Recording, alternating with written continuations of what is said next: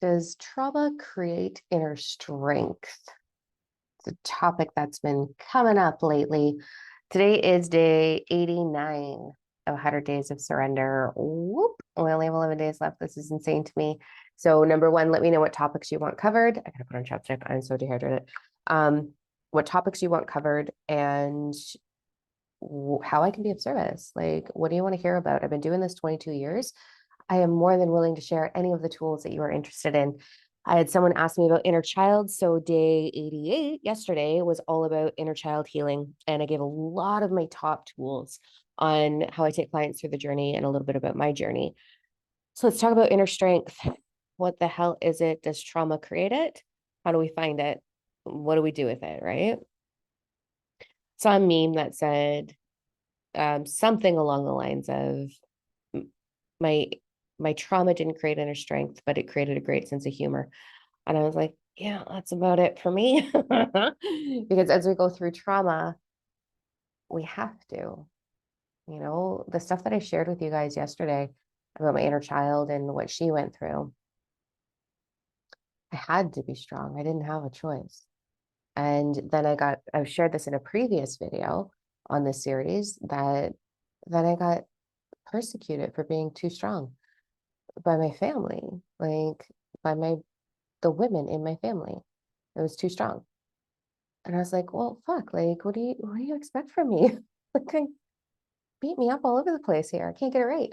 Um, so I really thought about like what is strength for me and my journey, and what is the strength that I desire to see in my clients when I'm working with them. And here's what I've concluded. I think strength is a combination of one, being courageous enough to be vulnerable. I've talked about in other videos the difference between being vulnerable and feeling vulnerable. I think it's courage to be vulnerable, feel vulnerability, and move into being vulnerable. I think it's courage to look at yourself, to look at your excuses, to own them, to look at your perceived faults, own them, look at your areas of opportunity, your areas where you could effectively show up as your higher self and where you're not doing that. I think that's strength. I think strength is the ability to look within yourself and go, I'm really not showing up in this area of my life. I'm moving into self-sabotage. I think that's strength because especially, well, I mean, fuck man, that's all I would want from a romantic partner. That's number one. Romantic partner does that. Yes, will have you for the rest of my life. I think that's incredible and it's powerful for someone to look at where can I level up? Where can I be a better version of me? It takes a lot of courage, a lot of strength. I'm just now noticing how ridiculous my hair looks. Here we are. Um, Funny how you kind of get a glimpse of yourself. You're like, oh, weird. Um, Anyways, side note. So yeah, I think that's what strength is. I think that's inner strength, the ability to look at it, not judge it, not shame it, honor it out of existence. When we honor our areas where we could be better, bigger, bolder, stronger, softer, whatever that thing be, I think when we honor that, we can honor it out of existence. And this is kind of why. So, relating to yesterday's conversation about inner child healing, any fear that you have, my love, any fear that you have is your inner child's truth. It's what they believe, it's their truth right now. That's what they're holding on to. And that's where we move into sabotage. Sabotage is not something to be shamed. When we move into sabotage, it's because what we're doing is we're hitting this line of like, ooh, it's starting to get really good. And then we self-sabotage. But what we're actually doing is trying to move back into our comfort zone where we feel safe. So we're trying to remove ourselves from this top line of, oh my God, it's really good. How can I just back off a little bit so that I feel safe? So first thing I want you to do is stop shaming what you perceive as self-sabotage and instead realize your inner child just simply desiring to feel safer, to go back into that, I know this area that feels too intimidating. I'm going to get the rug pulled out, or I'm going to get hurt, or whatever story they're telling. They're going back into their truth, what they actually believe.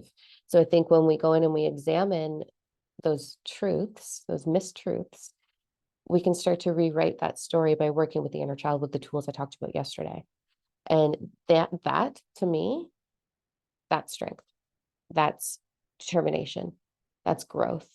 That's evolved. That's an evolved human right there that's doing that. So it's something to really look at. And it doesn't come easy. We've been avoiding it our whole lives. We've been avoiding the discomfort, the pain. We've been avoiding the challenges. We've been trying to seek, all of us to some degree have been on this journey of trying to discover, when am I truly safe? When have I arrived? Oh, I finally made it. I've had many times in my life where I've actually said to myself, like, oh my God, I finally made it. And then rug got pulled out from under me. Now, oh yeah, no, I've arrived, because I've arrived within myself, and I use my strength to go in and evaluate, where am I not really showing up as my best version? Not that I can be a little bit neurotic and like always on the go with that. I don't want you to be, but it's worth looking at least once a week. Like, okay, what am I bringing to the table here? And so anyways, like the whole journey, our whole life journey, I got to teach a workshop last night. Frick, it was amazing. It was about owning, not stepping in, owning your highest timeline. And we did talk a lot about that comfort zone and what self-sabotage looks like and what strength looks like, and how to change this. So I'm going to share a few little tips on that one. I'll probably run it again sometime in the near future. I'm just not sure when, but it was really stunning. It was part level 4. So I have this ascension retreat that I teach that's pre-recorded. So that's up and available. And then I have, which is like everything from our evolution to how the science, quantum physics works behind it, to the power 369, quantum entanglement. It's fucking powerful. And then last night's workshop was level 4, but it's the first time I've taught it. So I wanted to teach it, see what it was, and then how do I restructure that to bring it to the world? At some point it'll come, but here's some tips from that. So looking at inner strength as the ability to look at, where could I become a better, higher version of myself? I'm really going into the truth. What's my truth? Where am I sabotaging my happiness? So for myself, what's been really interesting for me, my whole life, it's the 3 main categories that we're always trying to attain. We're going to talk about those. So love, body, wealth. Okay. I could have love and wealth, and my body would be like, unwell, cancer twice. And then I get my body good, and I got my finances good, and love goes down. And then I get my body and love good, and this goes down. And it's like I was unknowingly sabotaging one area because I can't possibly have it all. Couldn't possibly have it. Who am I to have it all, right? There's a whole other layer to that. But anyway, so I want you to kind of look at, where is there lack or challenge in your life?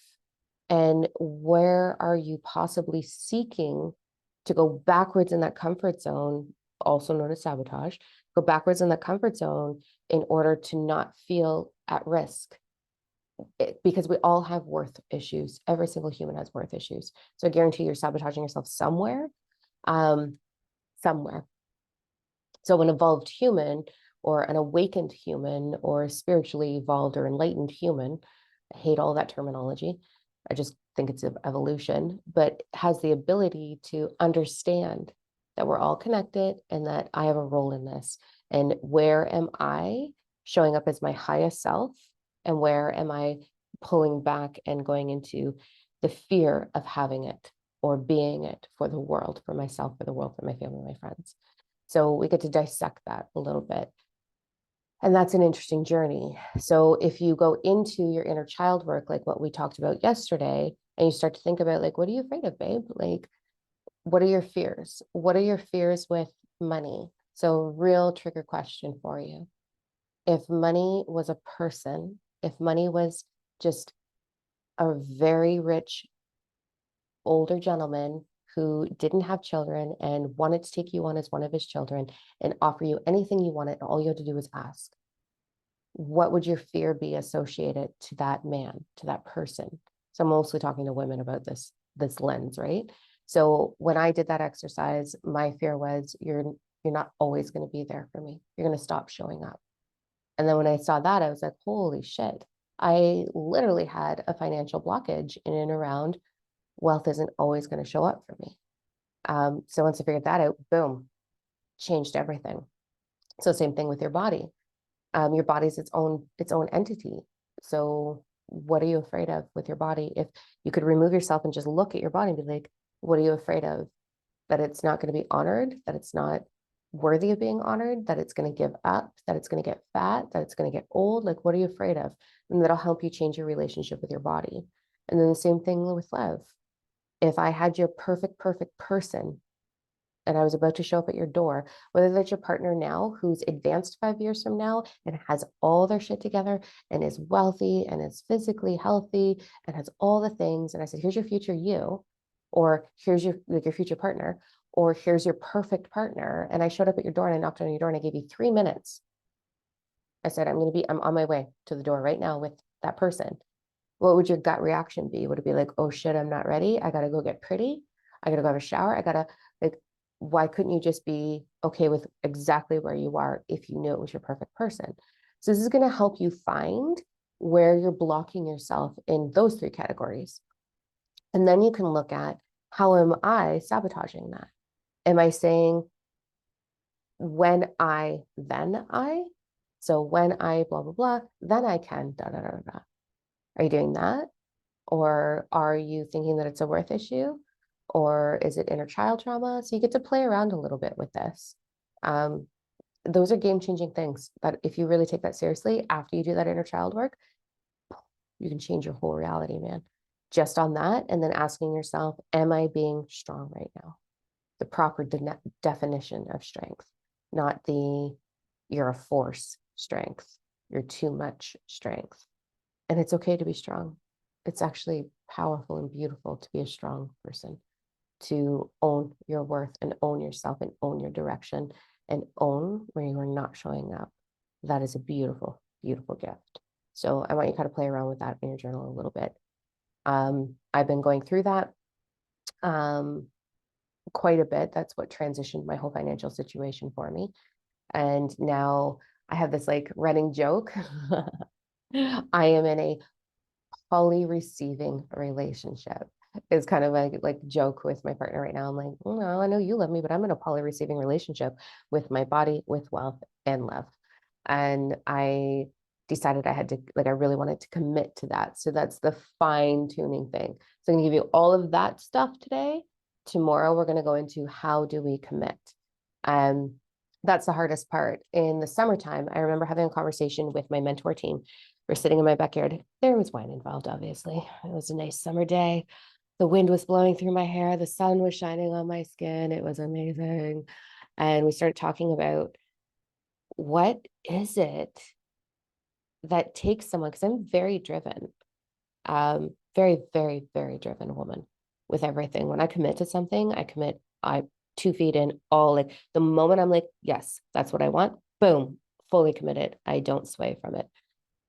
And so we're talking about, what is the difference? How did I attain that? How did I get to that? And how did I get to the place where I could fully commit to something? And what is it within humanity that prevents them from going from sitting there desiring something so bad to actually having the courage to stay committed to walking the path towards that thing? And so that was a really long, powerful conversation. I'd love to know what your thoughts are. What do you think it is? I think I know what it is, and I think it's going to trigger a lot of people. So I'll share that tomorrow. But what do you think it is? What do you think it is that prevents humans, or what's the switch from, I really, really want this, I'm really ready to have it? Besides, we know aligning, healing, limiting beliefs, all of those things. What is it in here what is it that makes you go forward, right? And I think I figured it out, and I've been testing it out for quite some time on myself and others.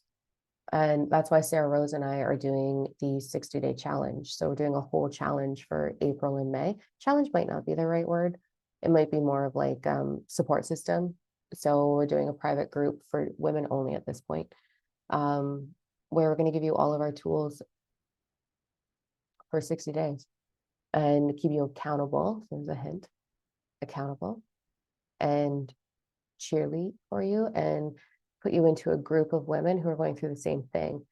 I need soul sisters around me, or I could not be where I'm at right now. If I did not have my soul sisters, there is no way I could be where I am right now. And so we wanted to create a community because I know a lot of us are looking for it. So if you are the type of woman that is like, where's the deep conversation? Where's women who are on my page? There's a lot of women who are doing like catty, gossipy bullshit. I don't even know those women. There's women who, I don't think women are united. That's a whole other topic. We're not united at all. And so how do we stand up for ourselves and our rights if we're not united across the board? Other conversation again. But I want to create a group of women that remind me of Sarah Rose. She's amazing. I don't know if you guys have seen her TikToks or our Talking Shift podcast. This woman is phenomenal, amazing. So her and I are going to co-host this group and create a community of women. And it's going to be amazing. We're so excited. We've been plowing through endless documents and putting this together. So it's got a lot of powerful information in it. And she's going to be good cop most of the time. I'm going to be bad cop. So I don't mind. If you want to bend over, I will totally kick your ass. Let's go. Like, I have no problem being that person. Pretty bold, but it should be pretty powerful and amazing. So I'm really excited about that. If you want any details, you can join us on Wednesday night. We're doing a free call where we're just going to answer questions and you can kind of see if the vibe's right for you. And yeah, so it's kind of cool. I'm really excited about that. I think it's going to be wicked ass. And yeah, so today let's start with define strength and then go have a look in the mirror. So hopefully you did the inner child stuff yesterday or started that. I got one comment on there. Oh, thank you. It was so beautiful. I teared up a little bit when I read it. So thank you so much for that. Really, really stunning. So thank you from my heart. I mean that.